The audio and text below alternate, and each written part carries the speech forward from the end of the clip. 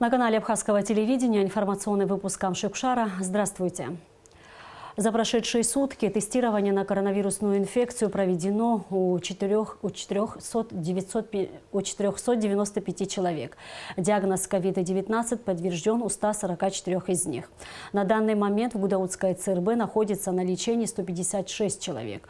У 123 из них диагноз COVID-19 подтвержден. В тяжелом состоянии 27 человек. Состояние здоровья 59 пациентов средней степени тяжести. В мобильном многопрофильном госпитале, развернутом на территории пансионата Айтар, в Сухуме находится 28 пациентов, двое в тяжелом состоянии. Оперативный штаб по защите населения от коронавирусной инфекции призывает граждан Абхазии соблюдать все необходимые меры предосторожности, чтобы избежать заражения. На время пандемии коронавирусной инфекции обследование на аппарате компьютерной томографии должно быть бесплатным для всех. Об этом предупредил медиков президент Аслан Бжания, который посетил Центральную республиканскую больницу Сухума. Эсма Гуланзе продолжит тему. В период коронавирусной эпидемии одно из самых востребованных медицинских исследований – компьютерная томография. Сегодня в Абхазии функционируют два аппарата КТ – в республиканской больнице Сухума и Гагарской ЦРБ. Томографы в Агудзерском госпитале и Гудаутской ЦРБ на данный момент не работают.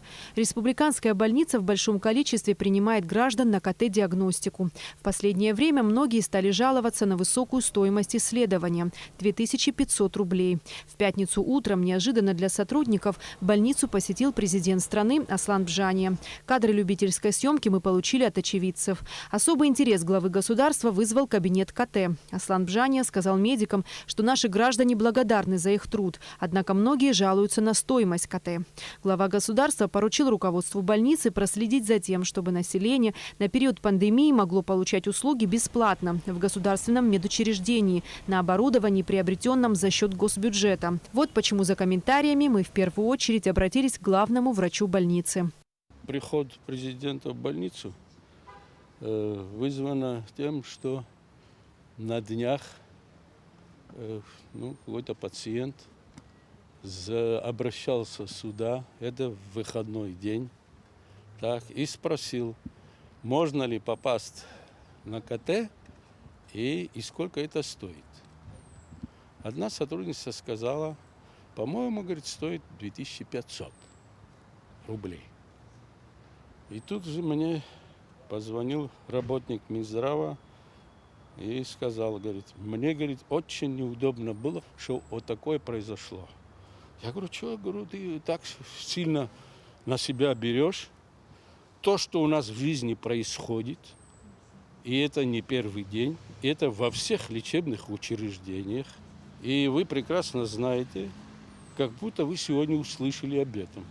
Вслед за президентом в больнице побывала и наша съемочная группа. Очередь в кабинет КТ есть. Зайти в кабинет, который посещают многие больные с симптомами COVID-19, мы не решились. Но один из наших переболевших коллег провел любительскую съемку. Мнения граждан в очереди разошлись. Кто-то сказал, что процедура бесплатная, другие же взяли с собой деньги. В кабинете КТ нашему корреспонденту сообщили, что исследование бесплатное, официально. По словам главного врача больницы Аполлона Гургулия, на протяжении 5 лет он пытается добиться того, чтобы в больнице были введены официальные платные услуги на некоторые исследования. Платные услуги в лечебных учреждениях в постсоветском пространстве, во многих республиках, они введены, они узаконены, но только должны быть, происходить прозрачно, как положено. Люди, пациенты должны знать, кто должен платить, и за что должен платить, и сколько он должен платить. И должно быть и кассовый порядок, как в цивилизованном мире. Раз государственное учреждение, оно должно обеспечиваться, снабжаться необходимым расходным материалом. Если даже такой случай имеется в этих подразделениях больницы, не только нашей, и везде в других учреждениях, они должны снабжаться и пленками, и растворами, и другими расходными материалами в других подразделениях.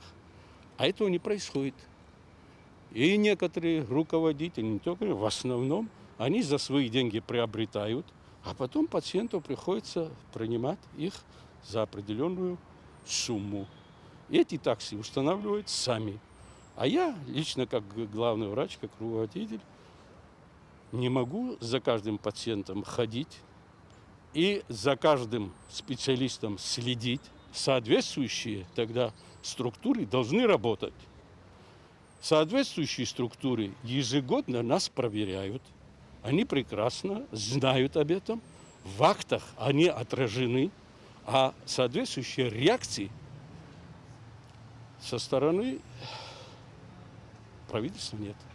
По словам Аполлона Гургулия, в настоящее время нагрузка на медучреждения огромная. Даже при том, что больница не должна принимать ковид-пациентов, больные приходят сюда в большом количестве именно в кабинет КТ.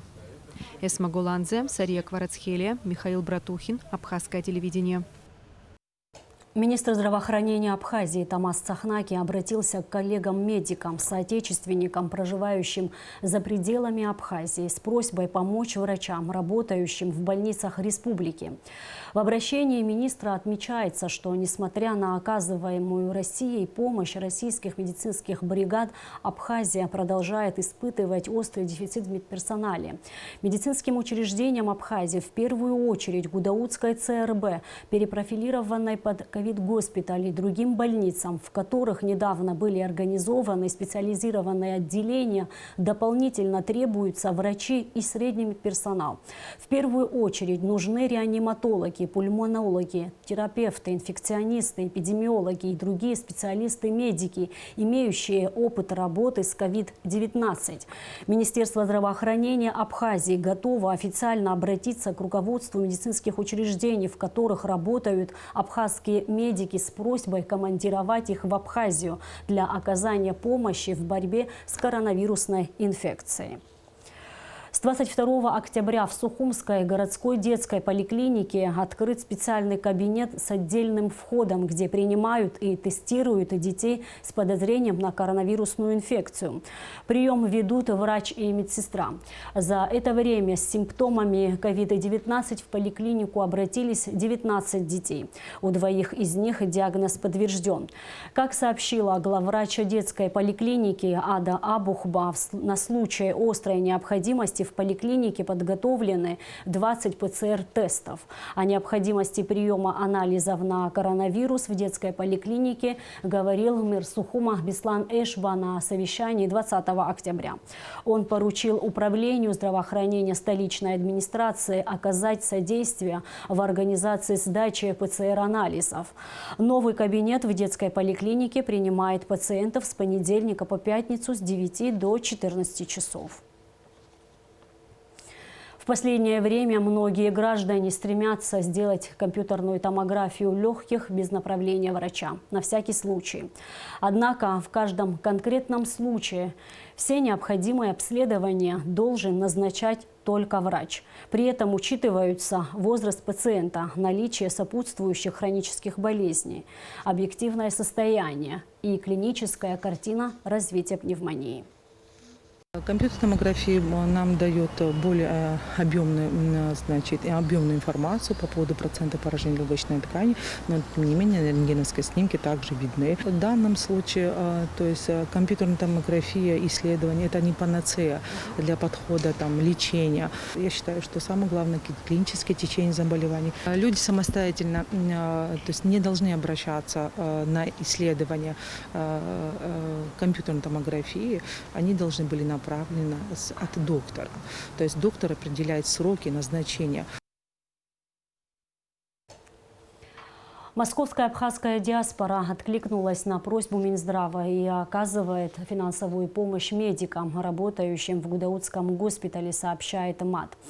Денежные доплаты медицинским бригадам, сформированным и задействованным в работе Гудаутского ковид-госпиталя по согласованию с Минздравом и руководством Гудаутской больницы, осуществляются с 1 октября и продлятся до конца 2020 года. В октябре финансовая помощь Гудаутскому госпиталю составила почти 2 миллиона рублей. С начала октября в Абхазии введены ограничения по предотвращению распространения COVID-19. Граждане республики не должны находиться без средств защиты в общественных местах. Чтобы узнать, как соблюдаются предписанные правила в Гагарском районе, туда выехала наша съемочная группа. Смотрите репортаж Шазины Ханагуа. Общая ситуация в Гагарском районе не такая острая, как, например, в Сухуме. За весь период распространения коронавирусной инфекции здесь выявлено 176 заболевших. Получают необходимую помощь посредством горячей линии 85 человек, легко переносящих заболевания. В инфекционном отделении районной больницы находятся 12 пациентов. Поступает информация о том, что количество заболевающих оно весьма приличное. Как бы это прискорбно ни звучало, но и администрация, в свою очередь, открыла также горячую линию. У нас есть специалисты, которые непосредственно занимаются этим направлением. То есть по поступившей информации они обзванивают все семьи, в которых возникла, так скажем, подтвердилась ковидная ситуация или есть подозрение на это. Со всеми ведется индивидуальное личное общение, где в течение общения выявляются моменты, чем могли бы мы стать рядом, чем могли бы мы помочь. Такие вопросы, как приобретение медикаментов, продуктов питания или также посещение Гагарской ЦРБ на то, чтобы сдать там определенные анализы. Вот. В этом плане оказывается содействие. На сегодняшний день в детском отделении Гагарской центральной районной больницы ведутся подготовительные работы по организации стационара для ковид-больных. Здесь будет подготовлено от 40 до 50 коек. Из них 2 комнаты выделяются под дневной стационар. Пришел приказ Минздрава о том, чтобы на базе инфекционного стационара открыть 20 коек, развернуть 20 коек для ковид-положительных больных. Но посмотрев работу и как бы оценивая наперед, сколько может быть понадобится нам коек, с главой администрации было проведено совещание, на котором было принято решение, что мы будем открывать ковид-отделение, предполагаем открыть на 40 коек, а инфекционный стационар будем использовать как фильтр, то есть те больные, которым нужна госпитализация на данный момент, но они еще не подтверждены, они будут находиться у нас в инфекционном отделении в боксах. Ну, там не совсем боксы, но можно использовать это под боксированные палаты. Затем, после подтверждения, там они, естественно, уже начато будет лечение. После подтверждения диагноза мы их поднимаем в отделение, в ковид-отделение, где будут находиться только положительные больные. В этом же отделении мы планируем открыть несколько палат. Это сейчас сложно сказать, но примерно 15 коек под дневной стационар для тех, кто может дома находиться, но есть вирусная нагрузка в первые периоды, то есть необходимы внутривенное лечение, внутривенные капельницы, тогда мы их будем приглашать в определенные дни, в определенное время, коридор под них сделаем, для того, чтобы они имели возможность прийти, прокапаться и вернуться домой. На данный момент больница обеспечена всеми необходимыми медикаментами. Работает КТ на платной основе. Однако администрация района взяла на себя определенные квоты. То есть это около 30 квот, которые бесплатно будут делаться для любого, кто пришел и не имеет возможности ее оплатить.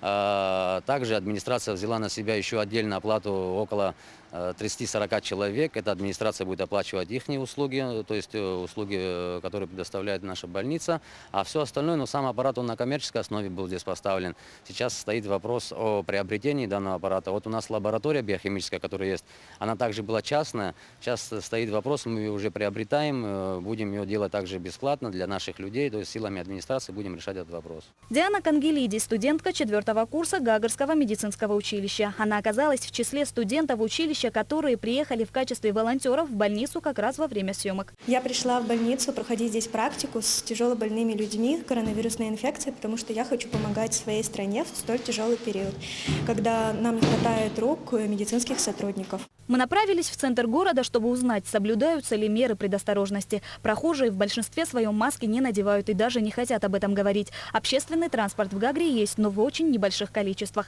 Во время наших съемок мы увидели лишь 2 автобуса, да и то без пассажиров. По словам водителей, общественный транспорт задействован в основном в вечернее время. Маску носим в обязательном порядке. Предписания стараемся соблюдать все, что возможно. Все, что в наших силах, мы стараемся выполнять. А пассажиры соблюдают социальную дистанцию внутри автобуса? Ну, сейчас уже стало это возможным. До сих пор было просто невозможно. Ну, особенно в школьный период. Много школьников, и невозможно было провести школьников, соблюдая социальную дистанцию. Но сейчас, так как школы нету, все нормально. Мы решили заглянуть в кафе и магазины города Гагра, чтобы узнать, как соблюдаются все санитарные нормы. Первый объект, который мы посетили – супермаркет «Ассорти». На двери у входа в магазин расклеены памятки, призывающие граждан с ответственностью и пониманием относиться к необходимым требованиям. Люди реагируют по-разному. Одни в масках и соблюдают дистанцию, другие продолжают игнорировать санитарные предписания. Стараемся по возможности, да, чтобы избежать всего того, что передается. Стараемся, конечно, ограничить себя и в масках ходим. Я считаю, что необходимо, чтобы других не заразить и не заразиться самой, не дай бог. А вы соблюдаете социальную дистанцию? Ну, не всегда, конечно, но стараюсь А пользуетесь антисептиками? постоянно. Правда, и среди продавцов есть те, кто пренебрегает введенными правилами, обслуживая покупателей без средств самозащиты. Мы обрабатываем кассы, каждые полчаса обрабатываем спиртом, сидим в перчатках, в масках. Все меры предосторожности мы соблюдаем, выполняем. А вот когда мы зашли, вы были без перчаток? То есть Я просто на тот момент сняла их. Далее мы направились в ресторан «Мельница». Здесь во время наших съемок посетителей не было, поэтому говорить о том, насколько соблюдаются предписанные меры, нам сложно. На другом объекте общественного питания «Пацхи Кавказская кухня» соблюдаются все правила. Обслуживающий персонал в масках и перчатках, постоянно проводится дезинфекция наружных поверхностей. В ресторане «Фьюжн» такая же ситуация. Обслуживающий персонал с ответственностью относится к своему здоровью и здоровью окружающих. Носим маски, пользуемся антисептиком, все как сказано. А вы проводите дезинфекцию? Дезинфекцию, да, каждый день у нас проводится дезинфекция полов. С утра мы протираем столы, все как надо. И в этом продуктовом магазине также соблюдаются все меры защиты. Мы стараемся, чтобы все было в порядке. Антисептики есть, маски, перчатки. Стараемся, чтобы наши граждане не болели. Однако в центре города были такие магазины, которые просто закрыли перед нами дверь. Этот факт о многом говорит, но оставим его без комментариев. Конечно, за один день очень сложно посетить все магазины, места общественного питания и проследить за тем, как соблюдаются все необходимые предписания. Во избежание риска заражения коронавирусной инфекцией каждый из нас должен проявить свою меру ответственности, чтобы не пополнить список заболевших. Шазина Ханагу, Инала Гухава, Абхазское телевидение. В связи со сложившейся в стране эпидемиологической ситуацией партия «Единая Абхазия» обратилась к согражданам с призывом проявить ответственность и благоразумие.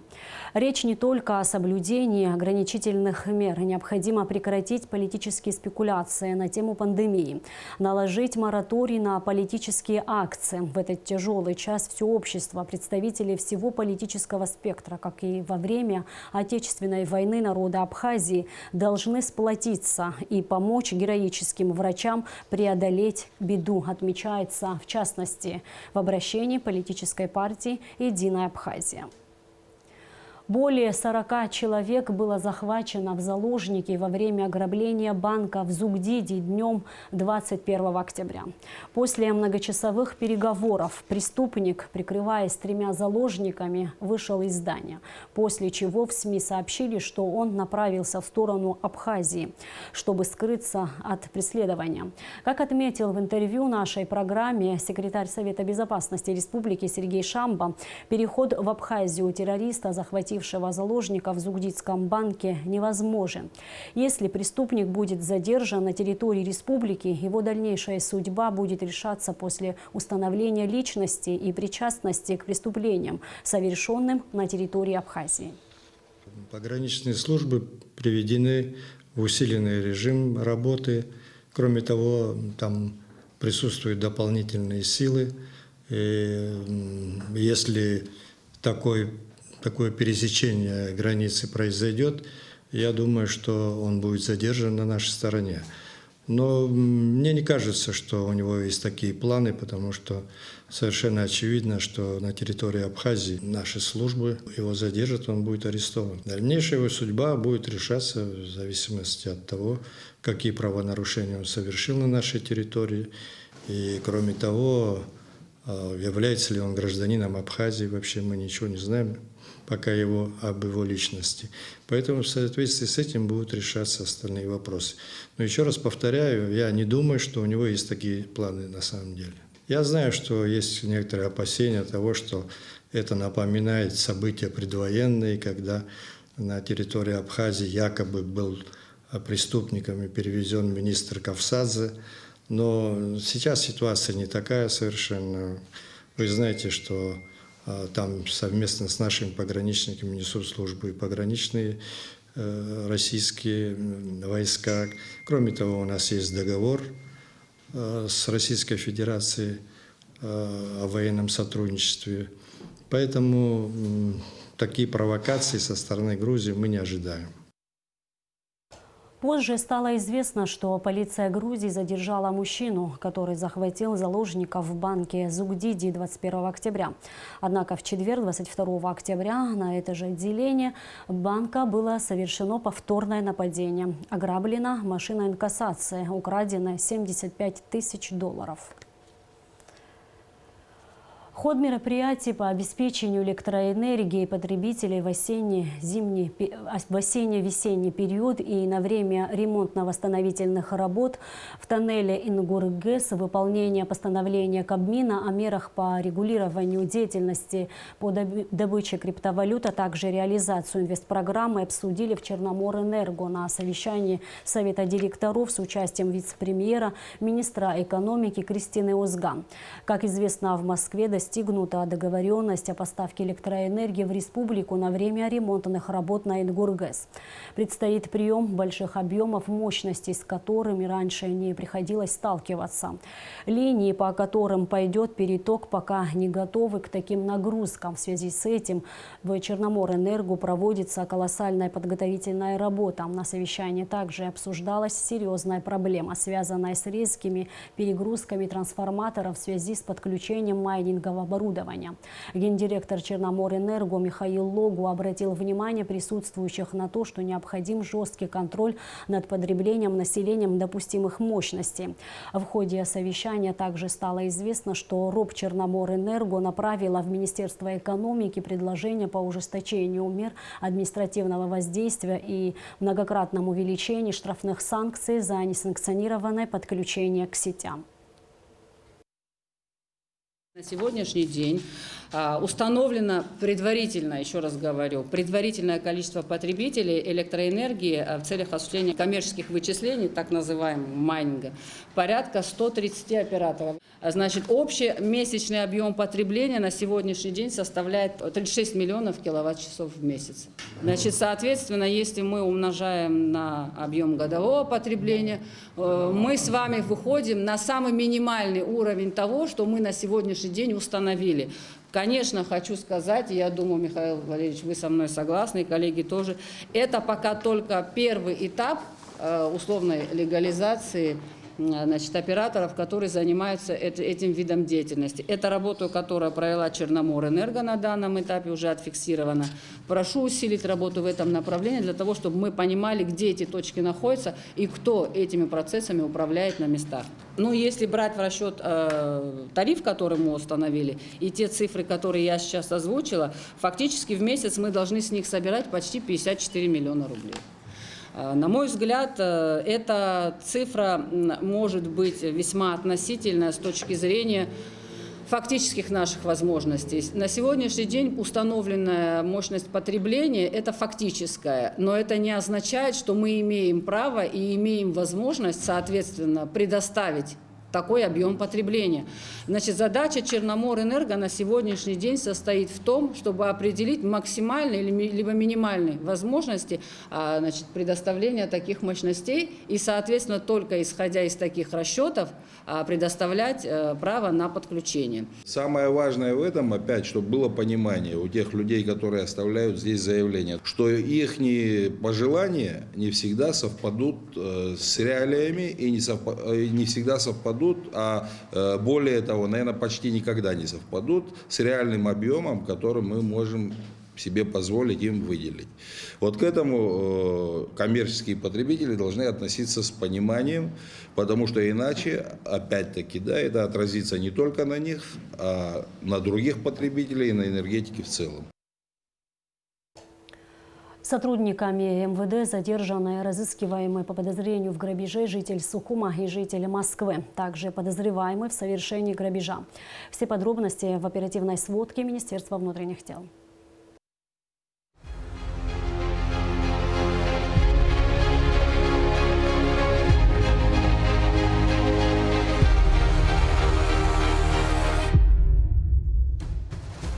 Задержан житель города Сухум Габидава Ливанов Тандилович, ранее разыскиваемый по подозрению в грабеже.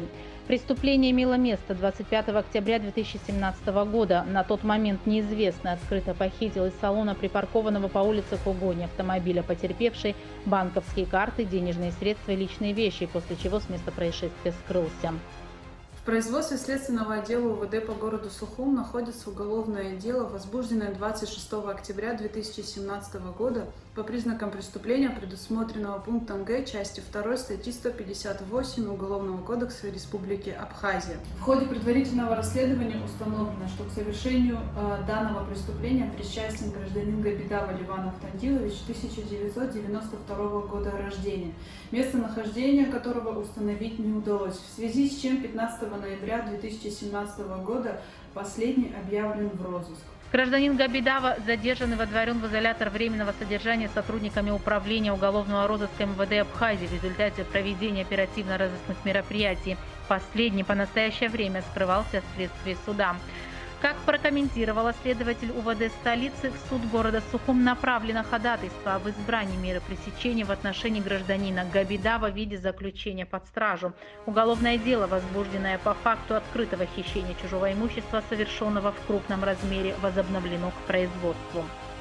Оперативные мероприятия провели сотрудники уголовного розыска отдела внутренних дел Ачимчирского района совместно с отделом госавтоинспекции УВД по городу Сухум в селе Расудзы. При обследовании домовладения, принадлежащего гражданину Амичба Джамбулу Шотовичу 1975 года рождения, на крыше навеса с хозяйственной утварью сотрудники милиции обнаружили металлическую емкость, в которой находилось сушившееся вещество растительного происхождения со специфическим запахом.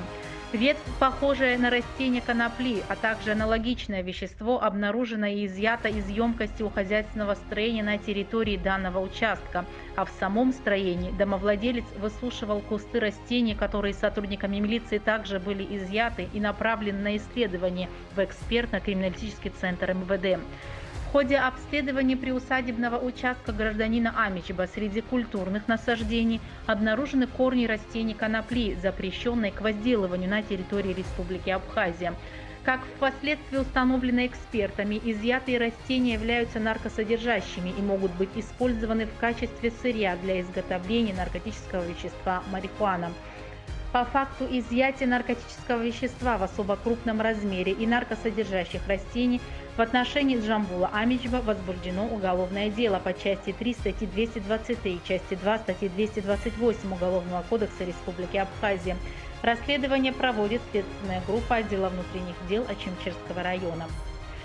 Принятыми оперативными мерами задержан Мирзабеков Шах Аббас Алиевич 1975 года рождения, подозреваемый в совершении грабежа. В ходе досмотра номера в гостинице по месту временного проживания данного гражданина, жителя города Москвы, сотрудниками уголовного розыска ОВД по городу Сухум обнаружены и изъяты вещественные доказательства. Ранее задержанный проник в соседний номер гостиницы и, применив насилие, открыто похитил имущество потерпевшей. Незаконно хранимое наркотическое вещество в крупном размере изъято у жителя села Мгудзеру Гудаутского района при обследовании спальной комнаты по месту проживания гражданина Ажиба Султана Дикрановича 1972 года рождения в вышеуказанном селе обнаружено и изъято хранимое в стеклянной банке наркотическое вещество марихуана. Принадлежность исследуемого вещества к наркотическим установлена в экспертно-криминалистическом центре МВД Абхазии. Оперативные мероприятия провели сотрудники Управления по контролю за оборотом наркотиков МВД совместно с сотрудниками уголовного розыска отдела внутренних дел Гудаутского района. Гражданин Ажиба задержан. В отношении последнего возбуждено уголовное дело по части 2 статьи 223 Уголовного кодекса Республики, по которому ведется расследование. 23 октября в Москве состоялось подписание соглашения между Республикой Абхазия и Российской Федерацией о софинансировании расходов на поэтапное повышение материально-технического обеспечения органов внутренних дел Абхазии и денежного довольствия и социальных гарантий работников, сообщает пресс-служба МВД. Соглашение подписали министр внутренних дел Абхазии Дмитрий Дбар и статс-секретарь, заместитель министра внутренних дел России Игорь Зубов.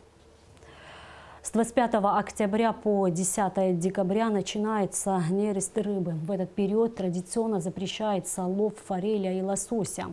Рицинский реликтовый национальный парк обращается с убедительной просьбой к рыбакам воздержаться от любимого дела на короткий период времени. Сария Кварацхеля продолжит тему. Осень пришла, рыба на нерест пошла. С 25 октября до 10 декабря ловить форель и лосось категорически запрещается. Незаконная ловля рыбы в нерестовый период ставит под угрозу существование самого вида, отметил главный лесничий Рицинского национального реликтового парка Тенгиз Джергени. На сегодняшний день, я вам скажу как есть, у нас не было запрета весь сезон на ловлю рыбы именно с удочкой. Я подчеркиваю, с удочкой. Вот. Но с 25 числа официально у нас закрывается ловля рыбы до 10 декабря. Почему? Потому что первые дни, вот сейчас вот начало у нас идет икромет форели, и начинается у нас икромет лосось. Это ежегодно, что мы делаем, закрываем ловлю рыбы для того, чтобы сохранить не только в национальном парке. У нас есть рыбнадзор официально, который работает круглые сутки, посменно, и будем стараться сохранить. На территории Рицинского парка соседствуют уникальные творения природы и памятники истории. Парк реликтов разделен на две функциональные зоны – заповедную, в пределах которой запрещена любая хозяйственная деятельность, и рекреационную, в которой разрешены регулируемый выпас скота, туризм, отдых и рыбалка. Как известно, горные реки и озера – это основные места для рыбной ловли. Однако на нерестовый период любителям порыбачить и отдохнуть у кромки вод, любуясь великолепными видами природы, придется воздержаться, так как будут проводиться рейды. Охрана РРНП намерена строго пресекать незаконную ловлю рыбы. Есть места, где не входит территория национального парка, на устьях ставят сети. И также мы обращаемся в Министерство экологии, просим, говорим о том, что смотрите за сетями, там, где мы не можем решать какие-либо вопросы. Вот. Если убрать эти сети, лососей было бы намного больше на территории национального парка. Ребята работают, сохраняем. Хочу попросить жителей Абхазии, народа Абхазии о том, чтобы сохранили. Пусть будет больше популяции лососей. У нас есть, в первую очередь, я хочу сказать, наше население, которое приезжает с городов отдохнуть на территорию нацпарка, которые могут своими глазами увидеть, как нерестится лосось. Помимо рыбалки с древнейших времен у абхазов есть еще одно не менее любимое традиционное увлечение – охота. Однако и она в Рицинском реликтовом парке строго запрещена. На территории национального парка приезжают наше население, наши дети, которые видят уже последние дни, последние года, выходит живность на улице, выходят медведи, выходят иногда, косули выходят иногда, джираны выходят. Вы понимаете, наше население Абхазии видит вот это не где-то в зоопарках, а в открытой природе. И вот эта возможность, если будет продолжаться вот так вот расширение вот этой популяции, то это будет красота. Я также хочу просто попросить население остановиться, не охотиться. Тем более в данное время, вот сейчас начинается гон диких козлов, там, где они массово скопляются. И вы представьте, придет охотник с одного выстрела и убьет там, я не знаю, 1, 2, 3, или же разгонит их. Те места обитания, которые они сегодня выбрали, это наша территория, понимаете? Это национальный парк. Это не мое, не чье-то, не фамильное. Это общий национальный парк Абхазии. Также с 25 октября инспекторы лесничего хозяйства совместно с сотрудниками КПП «Рица» усилят контроль на пропускном пункте, чтобы исключить проезд людей с оружием в заповедник. Сария Кварацкеля, Алексей Агухава, Абхазское телевидение. Знаменитому бразильскому футболисту Пеле исполнилось 80 лет. Пеле – король футбола. Так называется документальный фильм, который мы предлагаем вашему вниманию в эфире Абхазского телевидения сегодня. И в конце выпуска прогноз погоды. По сообщению гидрометцентра, в выходные дни в Абхазии ожидается переменная облачность без осадков. Температура воздуха ночью плюс 10-15, днем плюс 20-25 градусов, температура морской воды плюс 22.